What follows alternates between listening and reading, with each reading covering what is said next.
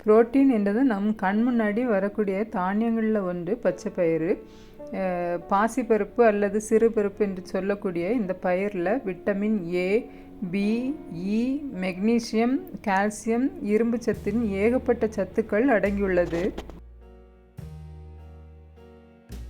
முளைக்கட்டிய பயிராக உண்ணும்போது இதில் கிடைக்கக்கூடிய நன்மைகள் ஏராளம்.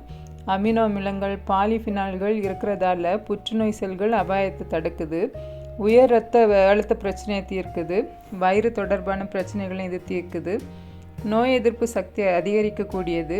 கேன்சரை தடுக்கக்கூடியது. தலைமுடி வளர்ச்சி அதிகரிக்கக்கூடியது. உடல் எடையை குறைக்கக்கூடியது. இரத்த சோகையை விரட்டக்கூடியது. உடல் எடையை குறைக்கணும்னு நினைக்கிறவங்களுக்கு இது ஒரு நல்ல சாய்ஸாக இருக்கும். ஏன்னா இதில் மிக குறைந்த அளவிலான கொழுப்புகளே இருக்குது. குறைவான கலோரிகளும் அதிக நார்ச்சத்தும் அதிக புரதச்சத்தும் இருக்கிறதால எடையை குறைக்க இது உதவுகிறது. தினமும் ஒரு வேளையாவது பச்சை பயிறு உணவாக எடுத்துக்கொள்ளலாம். இதனால் பசி உணர்வு ஏற்படாமல் வயிறு நிறைந்த உணர்வு ஏற்படும். மேலும் இந்த பச்சை பயிறு நீரிழிவு, இதய நோய் போன்ற அபாயத்தையும் குறைக்குது. வயிற்றுப்புண்ணை குணப்படுத்துறதுல பச்சை பயிருக்கு இணை வேறு எதுவும் கிடையாது.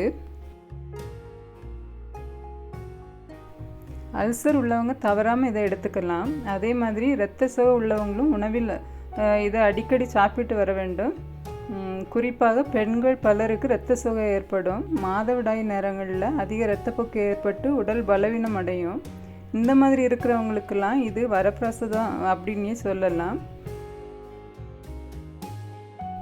கல்லீரலில் கொழுப்பு சேர்வதை இந்த பச்சை பயிறு குறைக்குது. நரம்பு செயல்பாடு மற்றும் மூளை ஆரோக்கியத்துக்கு நன்மை பயக்குது.